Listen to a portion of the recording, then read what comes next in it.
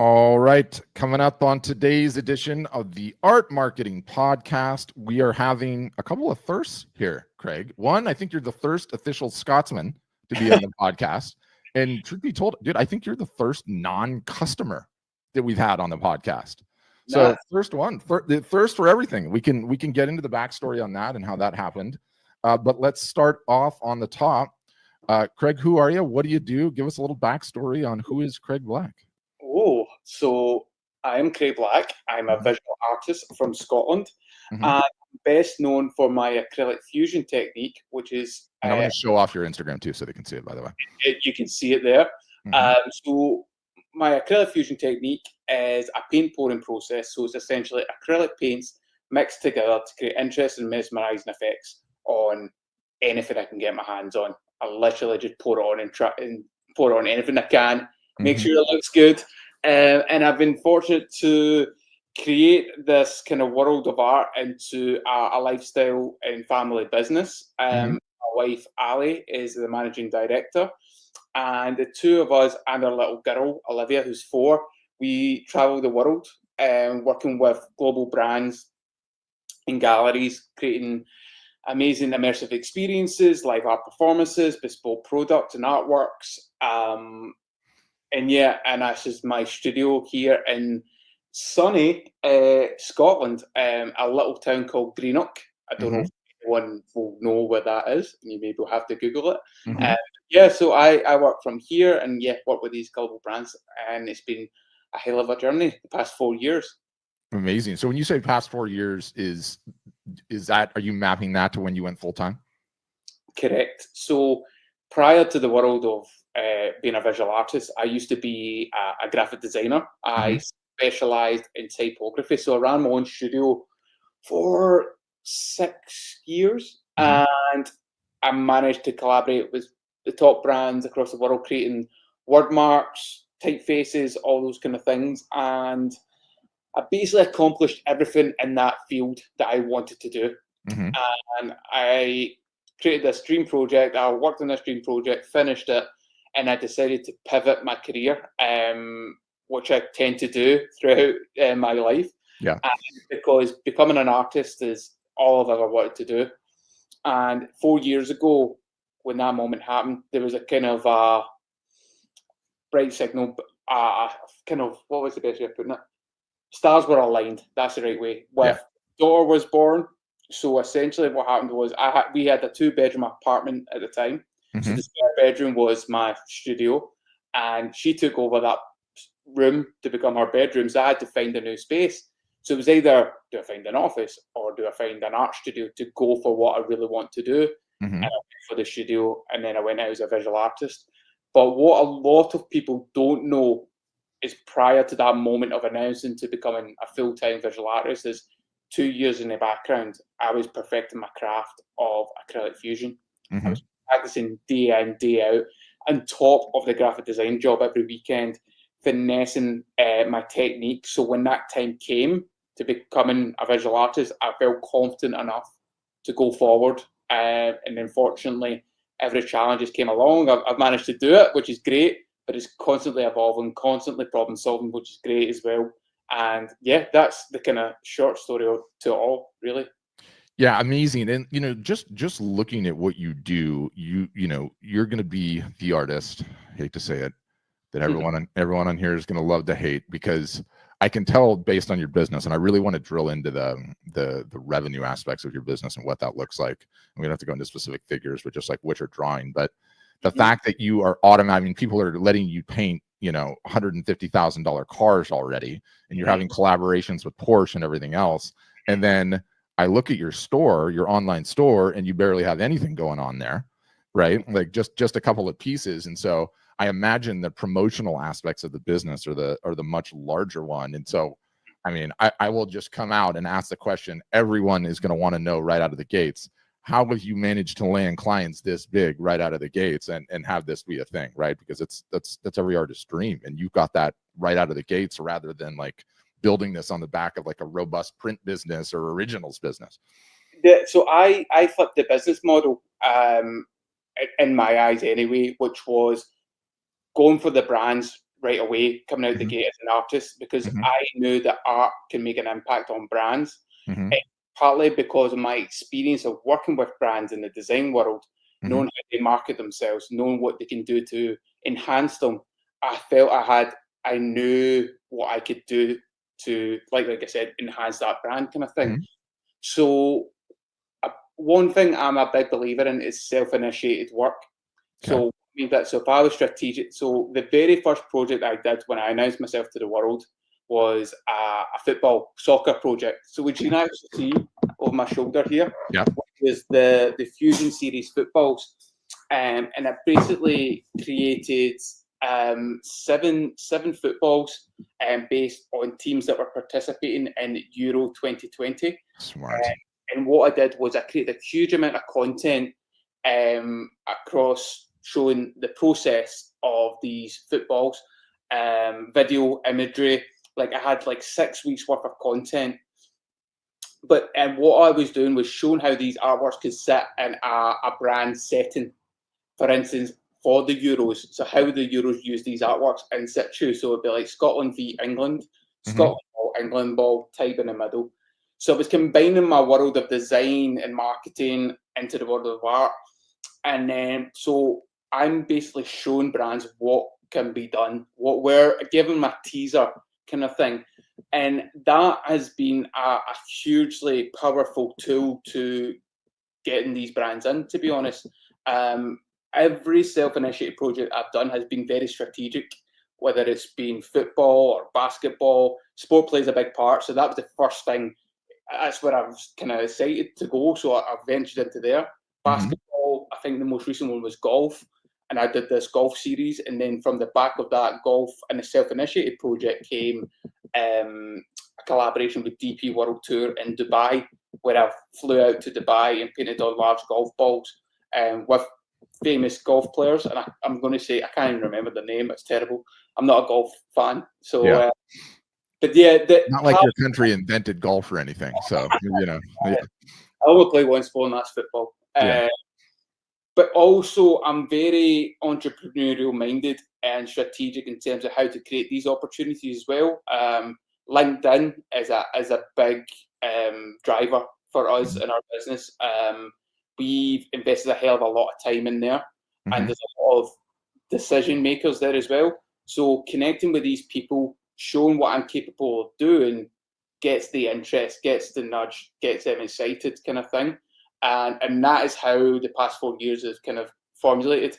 And the vast majority of our work has been brand orientated, to the extent that I've been so busy doing it's like brand collaboration after collaboration, 2, sometimes 3 times, 3 projects at the one time. So when you're talking about the online store, like we only launched that, when was it? Like 3-4 months ago. And that's been 4 years in the making. Yeah. And that's partly because, one, bandwidth. It's myself and my wife, and we've got to be like, where do we focus our time and energy? We're creating a lifestyle that works for us. So I'm kind of side tangent here, and you maybe need to bring me back. But the reason why we keep it just the 2 of us is it creates that lifestyle that we can take our little girl to school, pick her up on our own terms, rather than being a 9-to-5, having employees who could do all these things. That's how we want to live. That's how we want to run a business. Yes, if I hired a web designer or someone who could do the shop and do all social media, yes, there could be more time and more energy, all those kind of things. But we're doing it bit by bit, and now I'm starting to get the shop up and going, starting to get things out there. It is starting to pick up that way, which is quite exciting. But it's been relentless the past 4 years. And to be honest, Patrick, I've absolutely loved it. I love working with the brands. I love the constant challenges that come with it. And it always keeps me on my toes. So it's a balancing act, and I understand you want to be trying to hit in every revenue stream. And to be honest, we're getting there. We're definitely getting there. We're actually launching a new homeware range very, very soon, which is very exciting. And that's grown arms and legs. We sent out a campaign teaser this week, and we've had hundreds sign up to the waiting list. And you're like, right, I better get painting and start making stuff. Yeah, exciting. So that's is it food safe, the paint? I've not got any kind of plates or stuff like this. More, I've got plant pots. I think you can see. I've got a stool here that I've covered in crap and stuff. Yeah. Chairs, dining tables, coffee tables. There's quite a lot going on just now. But then you're going to have your hand painted ones, and then you're going to have ones that are going to be wrapped as well. So you can have a larger selling product kind of thing. So we're at the very early stages of that. But what was really exciting from a business point of view is putting that waiting list out there to see, do people want this? Are people excited? And it was one of the best. It's the first time I ever did a waiting list. Yeah. I highly recommend it for anyone who's an artist out there who's selling a product or wanting to do something different. It's a good way of, rather than investing loads of time, money, effort into a product that you hope that people buy. Yeah.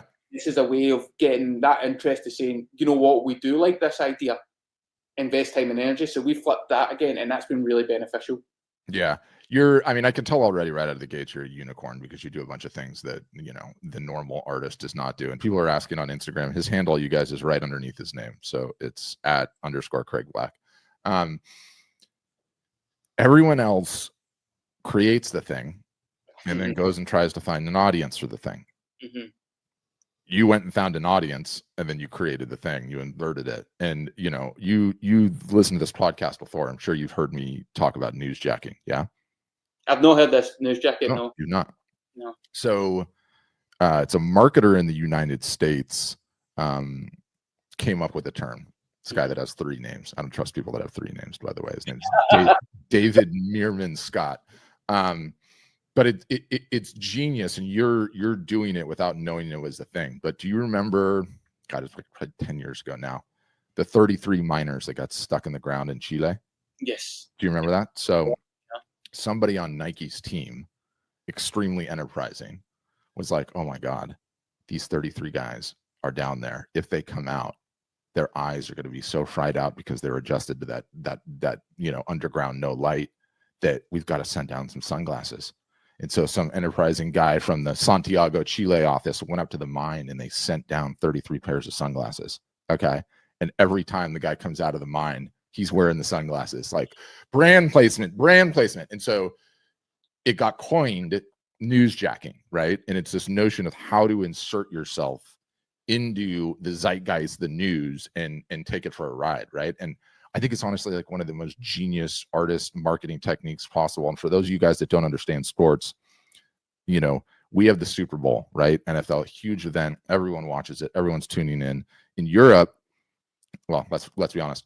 Everywhere else in the world, every 4 years, there's a thing called the World Cup. Okay, 5 times the audience of the Super Bowl, FYI.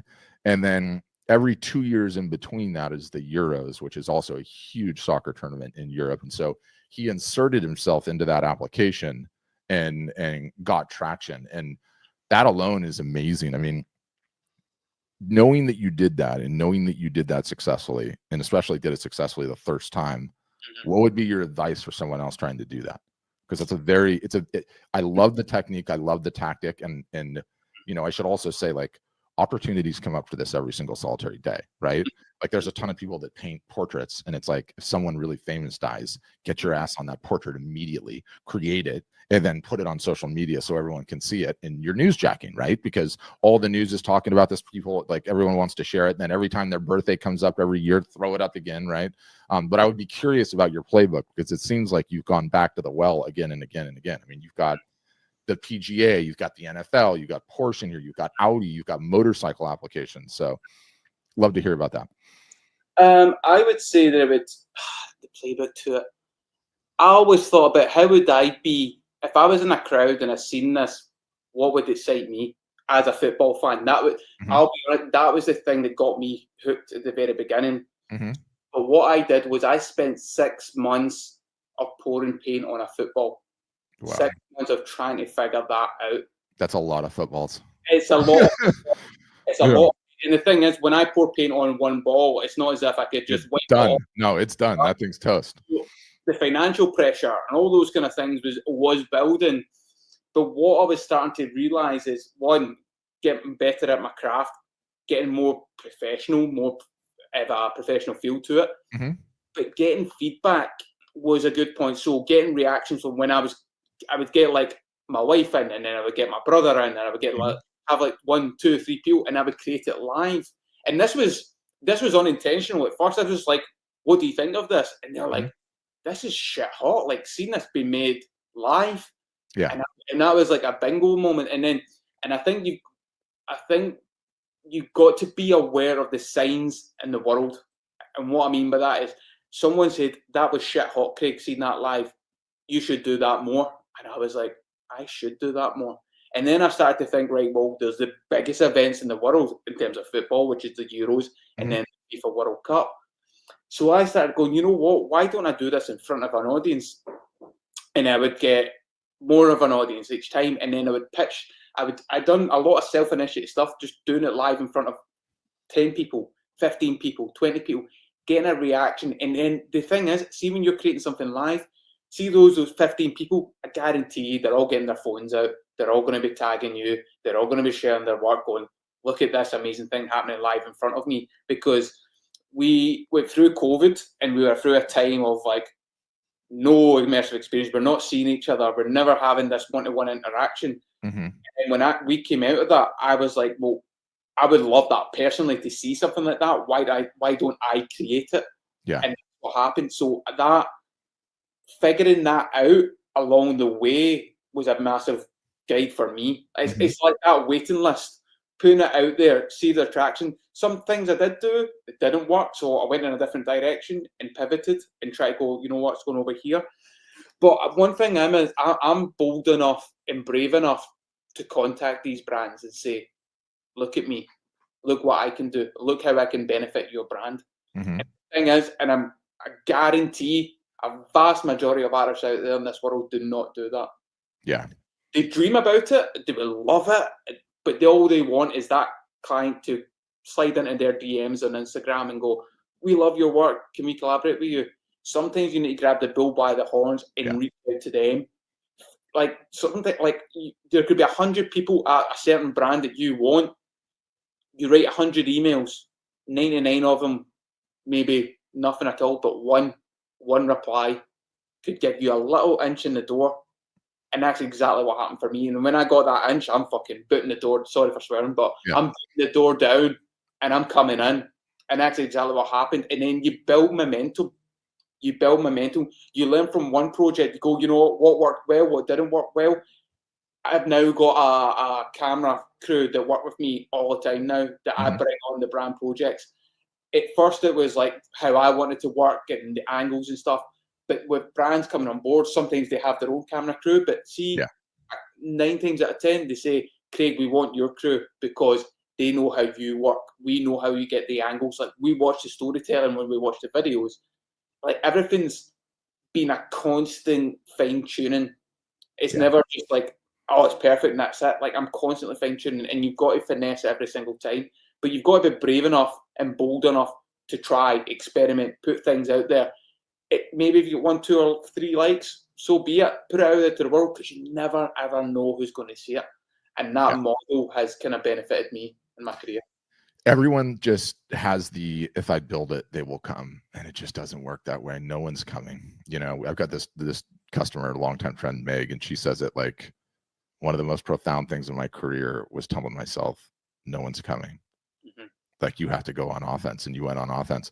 You know, we talked about swearing on there, and I have to take an opportunity because normally I don't get these. There is a Scottish term, okay, that is mildly, I don't even know if it's derogatory per se originally. In fact, I know it's not, okay? But I use this. I see everyone on football Twitter doing this, okay, because I'm a huge soccer fan too. And they do it in like a little bit of a derogatory, taking the piss type of a fashion, okay? I asked my Scottish father-in-law what it was, and it took him a few seconds, and he had to like sound it out in his head. So I'm going to throw the comment up on the screen, and Craig is going to translate what this actually means, okay, in Scottish brogue. Can you see it up there? Yeah. Yarda. Yarda. Yarda. So it actually means your dad. Yes. Your dad. Yes. It's like, Yarda, which is a bit of like you're talking shit at the same time. Yeah. Yeah. It's a weird terminology because it can mean 10 different things, Yes. but it's referring your dad at the Yeah. same time. It's weird, but it's part of Scottish culture. Yeah. I mean, I love it. And it's like, look at this bunch of yurtas, and Americans have taken it up as a term. So that's just way too funny for me. God, there's so many things to unpack. Yeah. Unfortunately, you're an example of one of the unicorns in the arts. And it's like, I say this all the time because for whatever reason, whoever you think made you, however God makes artists, like the concentric circles of the creative brain and the business brain, they just don't tend to intersect like all that often. And in the rare cases when it does, you end up getting a situation like what you have, which is you went straight to, the finish line right out of the gates, which is working with the big brands. And I imagine after you've worked with a couple, now it's just compounding. All the people that are making the decisions, they keep coming back to you and back to you and back to you.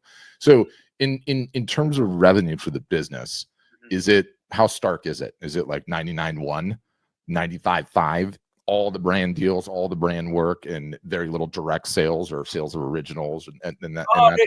Also, I split up. I would say probably 60-40, maybe. Oh, that's great. 60 brands, probably 60-70. I wonder what my wife would say. But we certainly do sell a lot of private commission stuff. And it come via weirdly enough, it will come from the brand. So say like I would work with, I'll give you an example. I worked with FIFA at the World Cup in Qatar. And I created 32 Acrylic Fusion footballs live as a live art performance in front of all the players participating in the tournament. So I do the Brazil ball in front of the Brazil players, all these amazing things. So the impact that I made there was profound, and FIFA loved it that much that the top people in FIFA, like the ones who've not even, you can't get their email or you can't find them online or whatever, they came along and were like, I absolutely love this. Can you create one for my office? And then the other guy was like, can you create one for my friend back home? And I remember going, yeah, cool. And then my wife comes in going, well, it's going to cost you. They're like, no problem at all. It's like, and so we would create 3 balls off the back of that and make X amount of money. And so a lot of these private commissions come on of people who are in the top levels of these brands as well, which is really interesting as well. Because I'll be brutally honest, I'm not from the fine art world.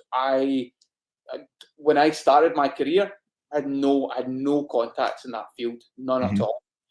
But what happened was, like I said, I started in the brand world because it kind of went right away. The fine art world are going, who's this guy? Who's this guy? Who's this guy painting on a Porsche and who's got 2 now? And obviously generating momentum. So this guy's got something really cool. And what I'm doing is such a unique technique. It's very bespoke. To my knowledge, I don't think there's anyone in the world doing what I'm doing. But what comes with that is the storytelling element, but also these people are seeing it in the art world are going, all right, he's cool. So I've now had exhibitions in Sydney, Australia last year.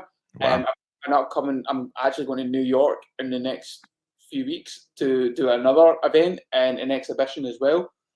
London, all these kind of things as well. So, but that's all happened because of the brand things and building your own brand as well. And then, but what we've purposely done is I've shown who I am as a person. I've shown who my wife is as a person. So you get 100% transparency, authenticity. And then that has played a nice, beautiful way into the art world as well. Because when people or galleries who connect with me saying, I loved your story, I loved who you are as a family, what you're building, like we love that who you are, and we feel like we already know you before we've even had that conversation. And that has opened up so many more doors into the art world, which I honestly, like I said before, didn't know at all. So it's opening up different areas that I didn't expect, but it's been great and how that's happened.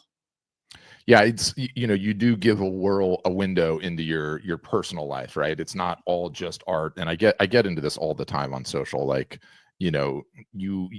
The way that I like to describe it is like, look, no one's saying, okay, that you have to be a Kardashian and have a freaking film crew following you around 24 hours a day. Yeah. But give us a little window into what's going on when you're not creating the art, right? And that really comes through on your Instagram. I didn't look at your other social profiles. I was pressed for time this morning, bad prep on my part. But is Instagram your biggest social platform, or are you doing more on TikTok or? Oh, my biggest social platform is LinkedIn. Is LinkedIn, yeah. We've strategically invested so much time into LinkedIn, nearly going back 4 years ago. And I'll give you the reason why, and I think this would probably help the audience as well. When 4 years ago, or even right now, every creative is on Instagram vying for attention. Yep. Everyone's looking to capture everyone's attention, and that's just the way the world is.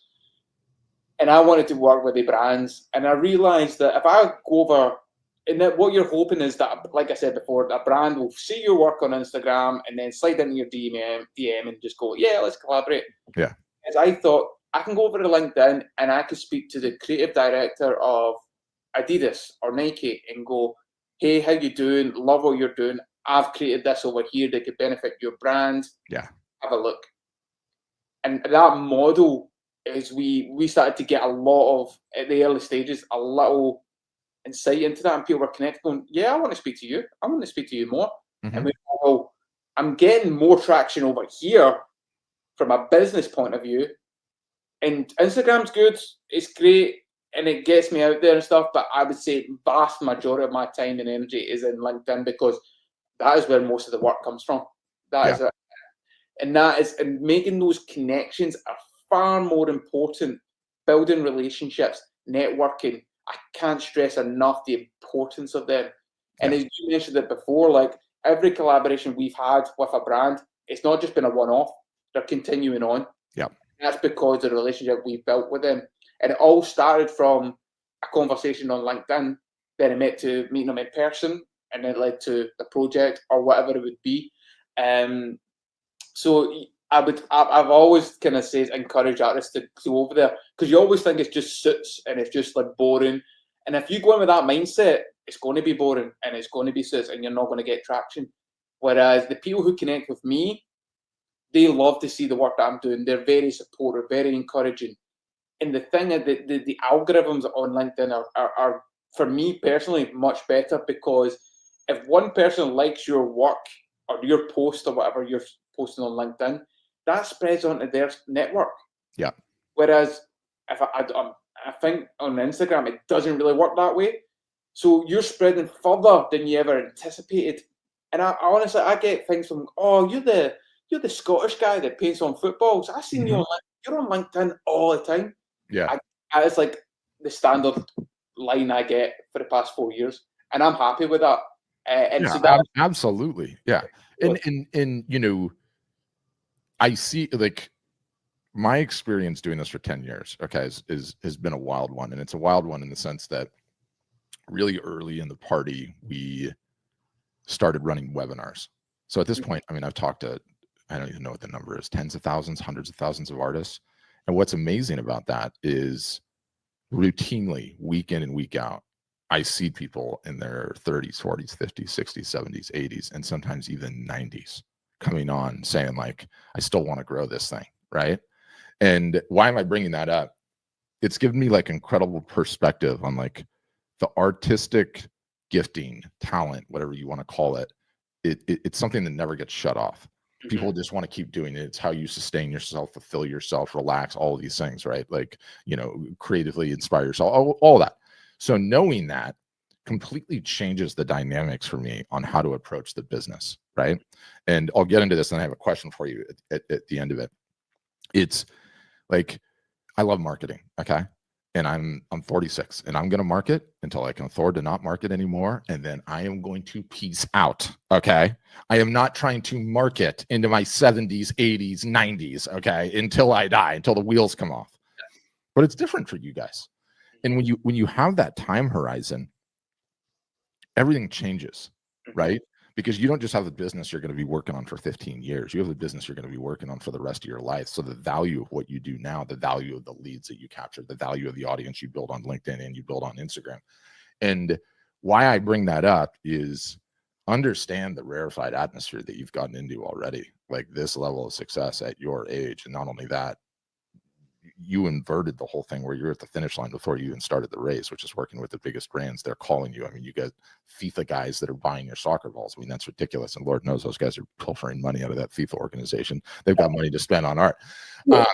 So crooked, so crooked. We could talk about that for hours. Yeah. But the reason I'll bringing it up is it goes back aspirationally to where, Craig, do you want to take this business? How big do you want to grow it? Right. And I've got to see some of your value, proposition now, which is like, my wife and I are getting to spend time with their daughter and take her to school and live life on our terms. And all of that is awesome.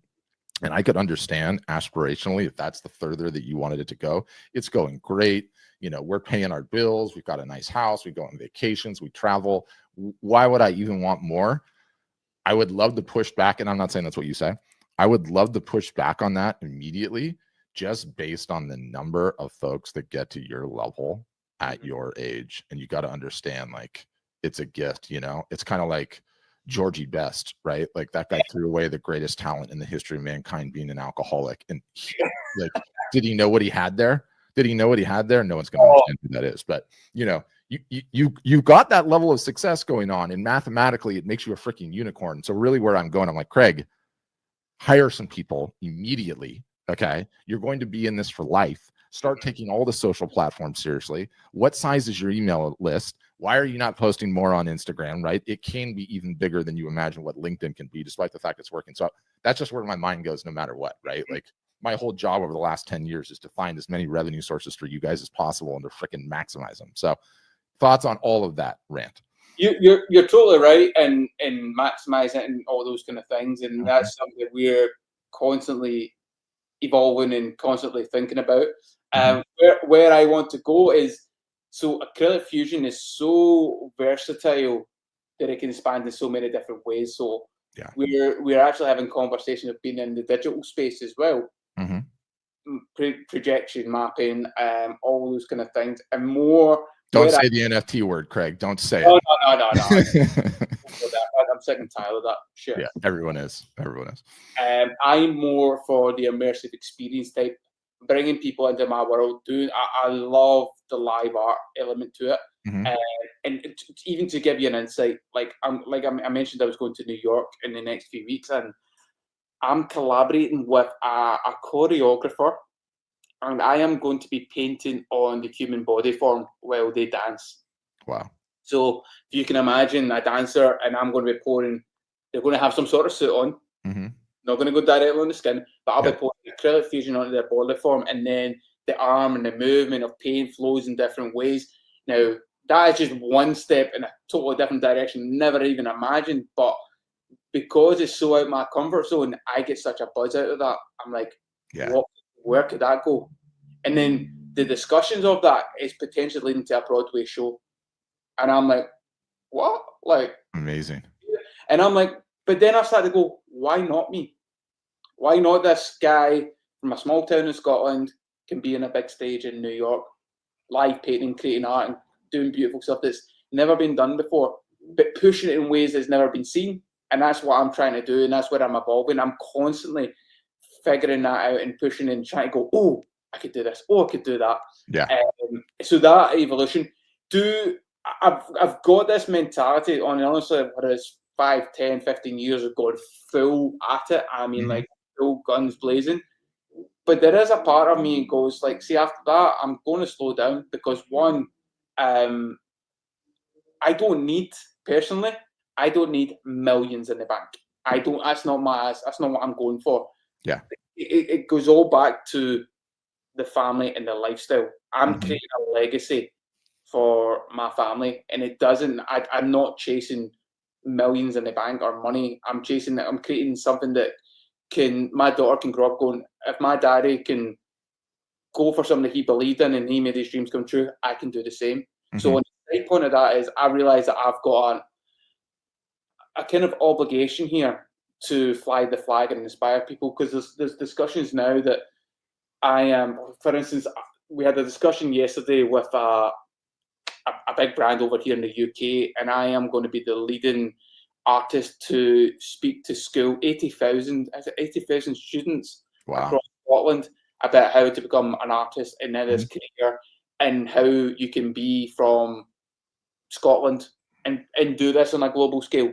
Yeah. Now, that fills my heart with so much warmth and so much joy. That's like things like that is like where I want to be, and that's my way of giving back. And I'm flying the flag in a sense, because I grew up in a world where I had no idea what creativity was, or you can even have a career. Like I used to play football as a sort of like professionally before the world of creativity. And everybody thought, because I was the George Best of this town, that's what I was. Yeah, right? yeah. Without the alcohol. And everybody's like, oh, Craig's going to go on and play football. But I didn't enjoy it. I didn't enjoy it at all. And this is where the art and creativity, this is where I find happiness. And that's why I always need to remember what I'm doing. Regardless if I'm painting something for one person or is in front of 10,000 people, whether it's $100 or $100,000, as long as I'm happy, the people around me are happy, that's what it's all about. For me personally, that's what it is. And we always need to bear that in mind. And over the years, like when you're talking about hiring more people and stuff like that, I'm not saying no, and I'm not saying yes. At this point, what we're finding from a business point of view is that the authenticity of me doing the thing much more value, and actually from a profit margin, it's higher. Whereas I brought in staff and mass produced, it wouldn't. Now, maybe in the long term, maybe have about five. Maybe it's totally different, and I'm saying this now, but this is a constant question that we ask ourselves, and we've now got I know I'm side tangent here, but it's business related. We now brought in a board of advisors who are not specifically in the creative industry, but in the business world. To go, right, we have these ideas, where do we want to grow, and bounce off them. And they're constantly challenging us and making us think about where we want to go. And every single day, we're constantly evaluating, is this the right place? Is this where we're, and then are we happy? Is this where we're like, I've managed to create a business where my wife has left a job as a mental health nurse to come on board as a managing director. And she has, like, she's so incredibly smart. Like, she deals all the business stuff, right? She's learned up so much, and she is dominating in that field, man. Like, she is like so ahead of the game right now. But it's all manageable because it's the two of us. And the most core thing about it is our little girl, because I want to dedicate most of my time with her, and that is the main thing. My fear, and I'll be honest with you, Patrick, like if I was to bring on more people and all that, my time becomes bigger with the work rather than the time that I want to spend with my little girl. So Olivia's 4 now, and maybe in the next 10 years, when she becomes a teenager, she's like, Daddy, like, I'm going to go play with my friends now. And I'm like, cool. And then that will give me free time. And then maybe at that point, I maybe bring on the more people and the bigger stuff. But in the meantime, in that, 10 years till that point, I know for a fact my brand's going to go up and up and up and up. Because I'm putting in the hard yards. I just don't feel right now at this time. I don't want to sacrifice my little girl and my family time for the business. It's a bit selfish, but it's my selfish, if that makes sense. And I hope 100%. And we're talking champagne problems here, but I could significantly challenge the premise, right? Which is the premise that in bringing people on and doing more of the outbound marketing, growing your list more, increasing the social followers, et cetera, it will actually take less of your time than you think.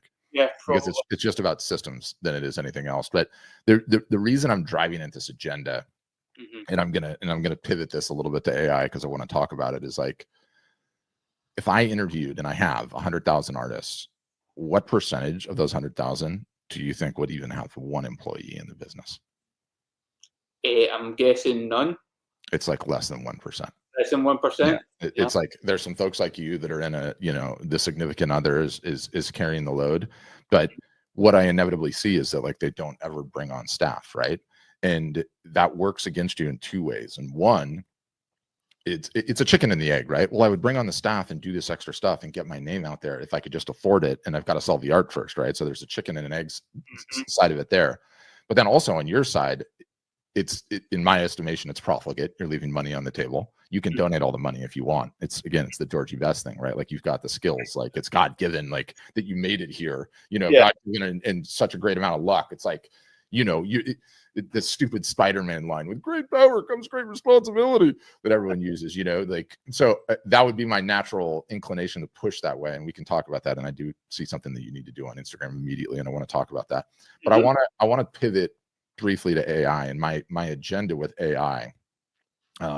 Shameless plug, we have an AI application, but independent of that, like I'm a huge nerd, right? And I'm going way down the rabbit hole on all the AI, and you can see it as a glass half empty, glass half full. It's just how you're going to look at it. Either the robots are all going to come to kill us and this is going to be terrible, or how I see it is like the potential of an art business is basically like the GDP, right? Like the gross domestic product is the sum total of everything that you're creating and all the work that you're doing. And for the first time, if you put these damn robots to work and you learn, your GDP goes up as an artist significantly. I think AI represents, and take out the image generation side of it. I'm not even getting into that. I'm just saying helping artists be more productive and increase their output across the board. It's like, okay, we're talking about an industry writ large that it's always been a solopreneur. It's always been a one-man band. They've never had this opportunity to actually like have help to get the word out there. And so I'm just so insanely bullish on it. All of which is to say, have you used it at all? Yes. Do you continually use it? Is it helping in your business at all right now? I do. Yeah, I do. But predominantly ChatGPT. We use that from copywriting for social media posts to proposals to contracts to advice.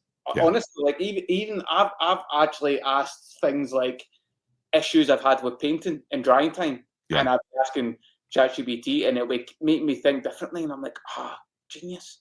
And I honestly, I'm with you. I'm totally with you, and utilizing it. And I think partly that's one of the reasons why everything's a lot more. And when did it come out? I don't know, 6 months ago. I don't know, whenever it was. Yeah, I think even our businesses, since we've been utilizing it, it's been much more streamlined. So many things that took up more of our time. Copywriting and writing social media posts and trying to get the right, dude, wait till you start using it for tech support. The tech support is insane. And I'm not even just talking about like the IT tech support. Like you have a problem with the car, you have a problem with the motorcycle, the house heater, whatever it is, you throw it in there and it's like, do this, do this, do this, do this. And it's like, oh my God, it does everything. Even if someone's wanted to work with a brand, and they go, I would love to work with X brand. How do I make that happen? And it will give you a strategic plan of doing it. Yeah, 100%. I don't know if everyone should be using it, but it is massively streamlined our business, massively in our time and energy. And the thing is, me and Ali work at such a high output when we are in the studio and we're at home. It's such a high output, and that ChatGPT and AI has massively helped into that kind of thing. Obviously, there's more to it, and there's going to be more to it. And I'll be honest, I'm open to it. Like, I think there's obviously that fear factor of what AI can do and all those kind of things. But I embrace it. I use it as another tool. It's a tool to our business, tool to create, and tool to market what we're trying to do. Yeah. So I'm a big fan of it, and it's massively helped. Yeah. God, we have so much to talk about. Before we forget, on Instagram, okay, again, champagne problems, guys. I know, I'm sorry. If you have over 10,000, okay, you can start what's called a broadcast list. Okay. And a broadcast list is basically, I got to pull up my other phone to show you what it actually looks like, because this thing I have over here on the left is the web version. So just bear with me. how am I going to do this? I got to remove this. I literally want you to start this like today when we get off the phone, or, how'd your wife do it? Because the minute you start building this, it's absolutely insane. So here I am on the Art Storefronts profile. Okay. Let me get to my profile. I literally just switched to the dark side like 2 weeks ago. Really? Yeah, I'm still trying to figure it out. But can you see the little? Oh no, you can't see it. Let me get it up. I can't. Oh, There it is. Okay. yeah, So okay, great. Profile picture following all of that, tagline, and then obviously the link in the bio. Right? Do you see the thing underneath it that says "Just Ship It"? Yep. Okay.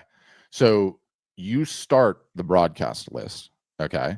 It goes into, and by the way, go to ChatGPT and say, how do I start an Instagram broadcast list? I'm not going to tell you how to do it. It'll list it out. Okay. Yeah. You give it a name. It's going to need a raison d'etre. Like, why did you do this? Right? Like, what is the reason that this thing exists? Okay. But, and this is the first one that I did it. You can style this thing. You can give it a name, and it becomes sort of like an inside community. Okay. Anyone can join it that hits your profile, right? And this was the initial little broadcast that I sent out for Art Storefronts. When you get an artist, you have to create the art, you have to price the art, join this channel. Okay. And I'll constantly share things with you. And what's insane about it is it's essentially an email list on Instagram. Okay. The difference is it's an email list on Instagram with an open rate approaching 80 to 90%. It is an email list on Instagram where you don't have any competition with every single solitary other Tom, Dick, and Harry that is emailing incessantly all the time, right? Like, which is me. You can do polls, you can do live broadcasts in here, and it is absolutely insane the response rate that I get on it. Okay. And I'm streaming on their platform, so I shouldn't be saying these things, but the way that a social media post works today algorithmically is the easiest way to think about it is like it's like dropping a rock in a pond and you get concentric circles, right? So you post, that's dropping the rock. That first circle goes out and there's a timer on the first circle. And it doesn't matter if it's Instagram or if it's YouTube or if it's Twitter or even LinkedIn. From the time you post till the time that first circle forms, a certain amount of people are going to see your post. A certain amount of people are going to like it, comment, share it, whatever. And those are going to be ratios. How many times was this thing shared? How many times was it liked? How many times was it commented on? What are those ratios? And then Instagram, YouTube, LinkedIn, all of them make a decision. Should I go and show it to more people because those numbers are good, or should I not? Right? And that's how every post lives. So you, with a broadcast list, you make a post and you know it's a banger. You know this one's going. I want it out there. It's going to be awesome. I had the video production team drop the post, instantaneously hit it in the broadcast channel. Okay. And you can link directly to the post in the broadcast channel. And what happens is it's a way to game the system, because instead of a post getting 2,000 views in the first 20 minutes, it's got 5,000 views because of your entire broadcast list just sent all that traffic in there. So some inside baseball, but case in point, the types of things that I need to see you doing. Okay. And you're not going to get there without some help. Right. Because aside from your wife, aside from the board, which I'm sure you compensate, you have what? Your film crew you hire occasionally, but they're contractors, right? There's not anyone 9 to 5 in your studio. No one 9 to 5. Yeah. So we need to get on that. We need to see this insight that you're sharing. Like, I've never been. It's great to hear it, and it's great to know that it's available as well. And that's obviously a bit massive amount of artists are benefiting from it. So it's great for me and great for business. Like I'm, as much as I'm doing very well and successful, I'm always looking to learn, always looking to improve. So even the things like this about evolving Instagram, I'm all for it. Definitely. Yeah. I know I need to figure that out even more. So this is great insight, and I appreciate you sharing that with us. Yeah, and I also think just because I love talking about this, I think you need to go deeper down the news. You don't have to do any of this, but you should do this. Okay. I would go deeper down the newsjacking rabbit hole. I think you need to make a Ronaldo ball, whether you like him or not. I think you need to make a Messi ball, regardless about whether or not you like him, because my God, you get one mention. And,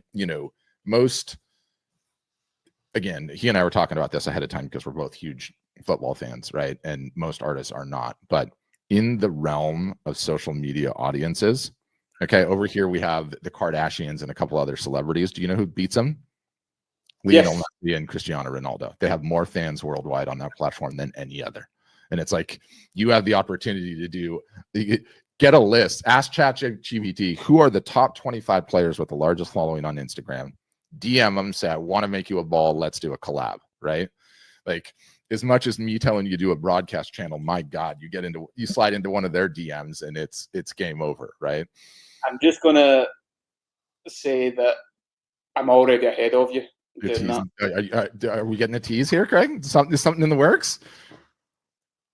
I can't show you, but the guy you're talking about, there's something I've created with him and his company, which should be launching very, very soon. I understand. I totally get where you're getting from. Yeah. And what I mean, hopefully this can come off. Famous Marvel character, right? I'm going to see if anybody can guess what this is. What Marvel character is this? Amazing. I'm terrible at the Marvel characters. Who's like the deadly one? This is Deadpool. Right? Obviously, Ryan Reynolds owns Wrexham Football Club. Yeah. And I got inspired by doing a Deadpool football. So you're getting a preview before he's even been released. Amazing. By the way, talk about another unicorn. Like, as much success as that guy's had in acting, he's had 10 times as much in business. I mean, when they finally go to sell Wrexham and it's in the Prem, give me a break. It's crazy. It's crazy how he's doing so well. But you know what? One thing leads to another. And as long as you're willing to explore different areas, because what we usually tend to do with society is, this is all I know, this is where I'm willing to go. Whereas if you're willing to try and find out over here, then it can open up more doors you can possibly imagine. And that's exactly what I'm doing when I mentioned about the fine art world and all those kind of things. You've got to be brave enough to go in. And when you're talking about the whole Instagram thing, I'm like, well, fair enough. I'm a novice. I'm happy to say I'm a novice, even though I've got all this success. Yeah. I'm willing to learn. And then in the next few months, I'll be like, right, I understand that. Next thing. What's the next thing I can improve? Next thing again. Yeah. So you've got to be brave enough and willing enough to do that. Yeah. And the only way it's going to happen is if you hire a team member. You need someone that's dedicated to do it. And then it's very easy ways to give you a list of things to do. But I think if you did it, you would find that it would be a value add and you would actually get more of your time back. A little bit up front, the training, that's a pain in the butt, but you're there, you're at that level, you should totally do it. Where do you want people to follow you? What's the best place to stay up with all things Craig Black? Find out about these amazing things that are happening. You can follow the Instagram, which is @_Craig Black. I'm also on LinkedIn. If you type in Craig Black, visual artist, I'm sure you'll find me. You can also go to my website, which is craig.black. And then there the dot black, the main name. I love it. It's amazing. You can go in there and you find out more about who I am, what I do, our stories of family. You can also get a link to our shop as well, which is on there. And then in the next month or so, maybe 2 months, we'll be releasing our new homeware range, which is like functional art, which is a big thing I'm passionate about. And that'll be getting released. So yeah, that's the main places you can find me. Amazing. And you might have to send me some of the links that I don't have. I'm sure I can get it all on your website, but we'll throw all of that stuff in the show notes for everyone that listens to it after the fact. Obviously, I'm going to have to put my salesman hat on and try to get Craig onto Art Storefronts rather than Shopify where he is currently, but we can have that discussion. You got to call me when you come to California so we can have a beer. That's on the list. We'll have to talk more about football. And then huge shout out to your wife for proactively reaching out, because she still does outbound marketing. That was smart. Exactly. Yeah. That's why she's boss. And do you listen to podcasts, or is she the podcast listener? Oh, I do listen to podcasts. I listen to the podcast. It was me told her to reach out. Wow. How'd you find it originally, just out of curiosity? It was Instagram at first, and then I ended up in a rabbit hole. I think I ended up going on to Spotify. Do you know how I go into certain platforms to listen to certain things, and it was just like one thing to another, and I'm sure I was listening to it through Spotify in the car. Yeah. But I did. It was through Instagram. I found you first. That was what it was. What episodes of everything that is in there do you find the most valuable, out of curiosity? Just getting the insight from artists and how they go about doing their stuff. Like I find it fascinating, and I think comparison syndrome is a horrible thing. Horrible. God, I hate it. And I hate this because we're all guilty of it. Even I'm guilty of it sometimes, but over the years, it's getting less and less and less and less and less, because you've got to realize every single person is unique. Everybody's art is unique. Everybody's story is unique, regardless of where you are in the world. And use that to your advantage. Use it as your superpower. And that's why I always double down and being who I am today is the exact same person you'll meet in real life, online and offline, and all that stuff. So yeah, I always bear that in mind every time. Amazing. Amazing. Can't end on a higher note than that. Craig Black, huge thanks.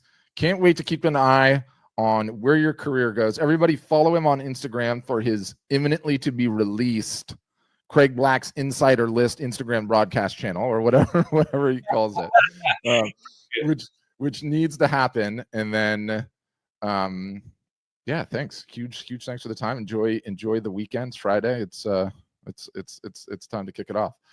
Thanks everybody for watching. Appreciate it, and look forward to seeing you on a new one soon. All right, bye everybody. Thank you.